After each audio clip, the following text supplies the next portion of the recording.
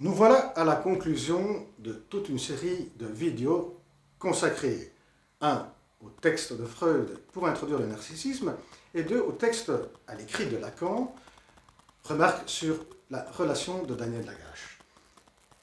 Et on va finalement conclure avec la description du schématique qui est l'argument du dernier chapitre de l'écrit de Lacan, intitulé Les idéaux.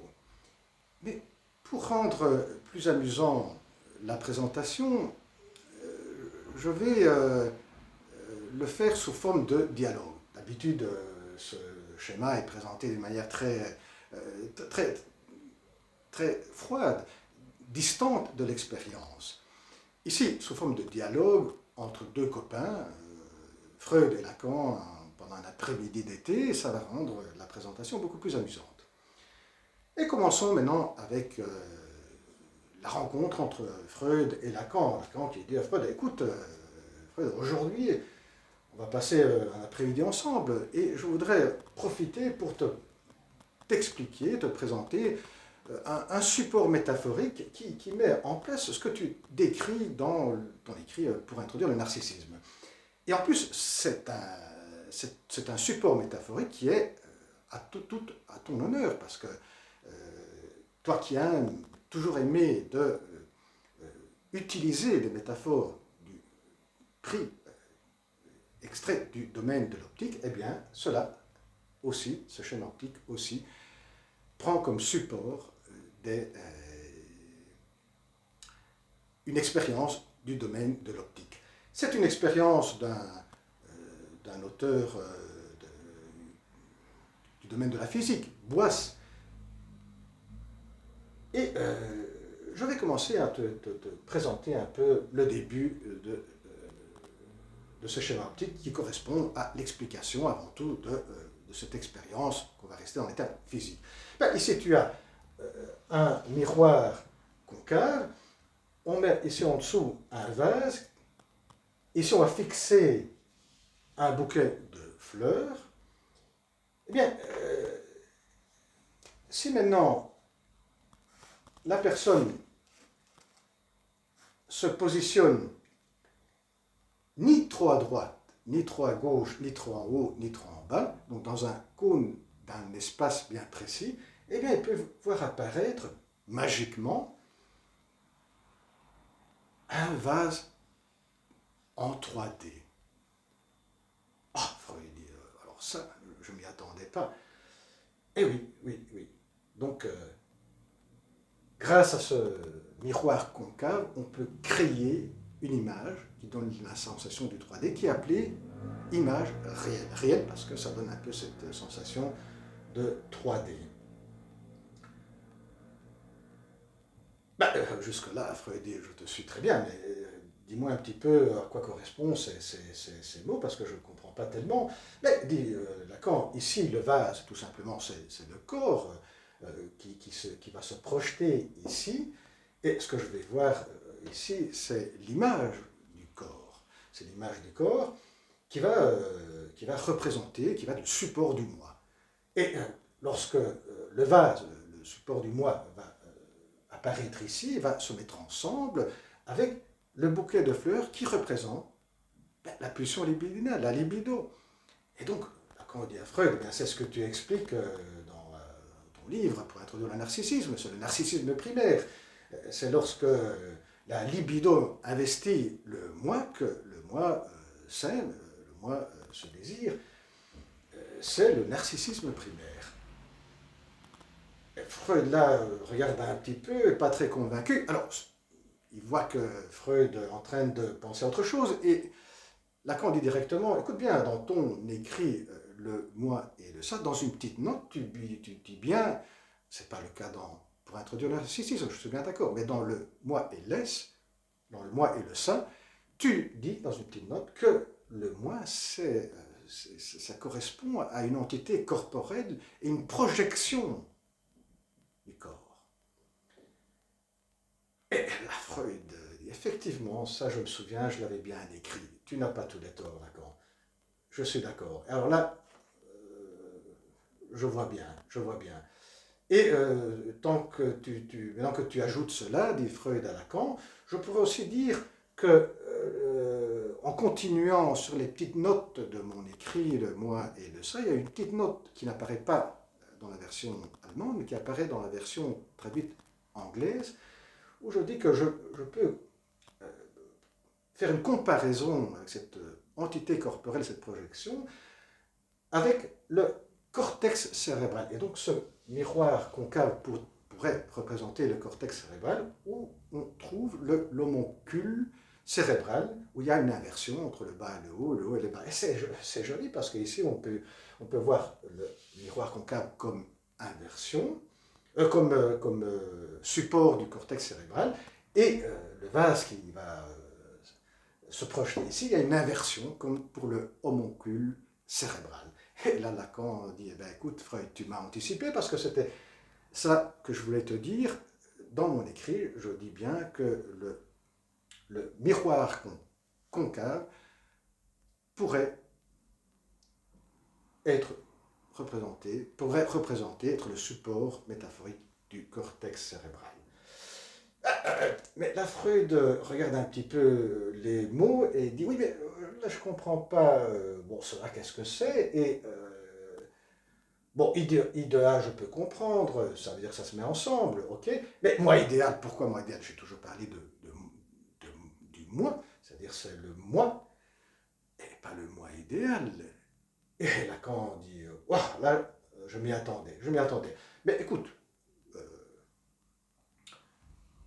tu as été bien d'accord de parler du moi comme une projection, comme une entité corporelle et une projection,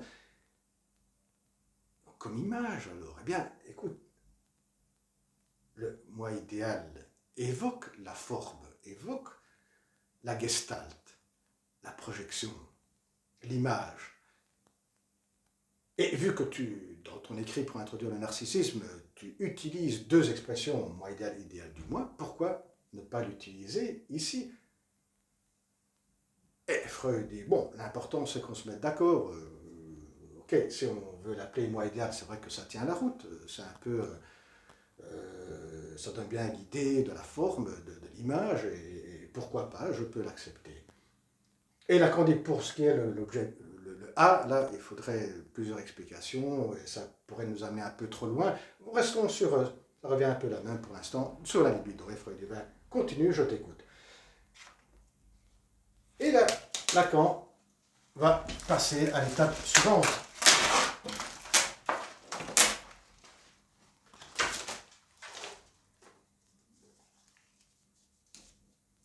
Alors, l'étape suivante. Lacan dit, ben écoute, maintenant Freud, suis-moi un petit peu dans cette autre explication. Ici, je vais ajouter un miroir normal, hein, c'est un miroir blanc, donc là, c'est un miroir que tout le monde connaît très bien. Eh bien, c'est le même principe qu'avant. C'est-à-dire que pour voir apparaître cette image du corps, donc ce vase qui va se projeter ici sur le miroir concave et puis va se projeter sur le miroir blanc, eh bien c'est le même principe. L'œil qui va regarder ici doit se trouver là aussi dans un espace bien précis, dans un cône bien précis. Si c'est trop à gauche, trop à droite, trop en haut, trop en bas, le vase n'apparaît pas. Le vase n'apparaît pas et donc la personne ne se sent pas aimée, ne se sent pas désirée. Car la libido n'est plus attachée au moi. Que Lacan dit, moi j'appelle le moi idéal. Et qu'on s'est bien mis d'accord que ça pourrait aller aussi pour toi, moi idéal. Eh bien, dit Lacan, là je suis ce que tu racontes pour introduire le narcissisme. C'est-à-dire qu'il y a un regard intérieur. Voilà, je l'ai mis, c'est l'œil que moi j'appelle sujet, mais dans ton écrit on parle bien d'un œil qui regarde, qui est en train de regarder si qu'est-ce qui va se passer entre le moi et l'idéal du moi. Tu expliques bien, dit Lacan Freud, que l'enfant, pour continuer à se sentir aimé, pour continuer à se sentir désiré, eh bien, il va se créer un idéal du moi, Et il y a un œil intérieur qui va toujours continuellement regarder si le moi s'approche ou s'éloigne de cet idéal du moi. Eh bien, dit Lacan, moi, ce que j'ajoute ici, ou ce que je mets comme principe dans ce support métaphorique, optique, c'est que le regard doit se trouver dans un cône. Ça veut dire quoi? Ça veut dire qu'il doit s'aligner sur un idéal du moi. Faisons un exemple sur lequel tu pourras être sûrement d'accord avec moi. L'enfant qui entend dire, et tu fais référence, hein, Freud, à la voix, aux pensées des parents, les parents qui parlent, ils disent ouais, c'est très important d'avoir de bonnes notes à l'école. Et l'enfant qui va entendre cette voix, il va poursuivre l'attente, respecter l'attente d'obtenir des bonnes notes.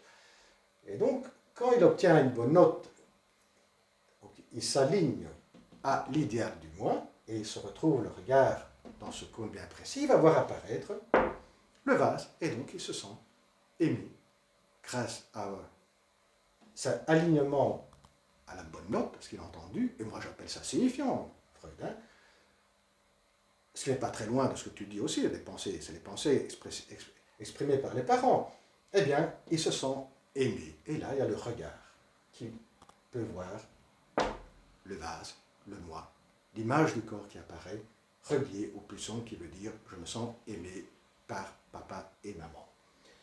Et là, Freud dit « écoute, là, jusque-là, je crois que je te suis très bien, c'est exactement ce que je propose dans mon texte pour introduire le narcissisme.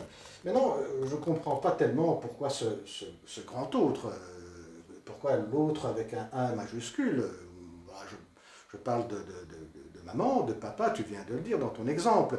Et là, Lacan dit, écoute bien, pour cela, je vais proposer deux explications différentes, et tu vas voir qu'on va se rejoindre très facilement sur un point, sur une explication, peut-être un peu moins sur l'autre. Commençons par la première.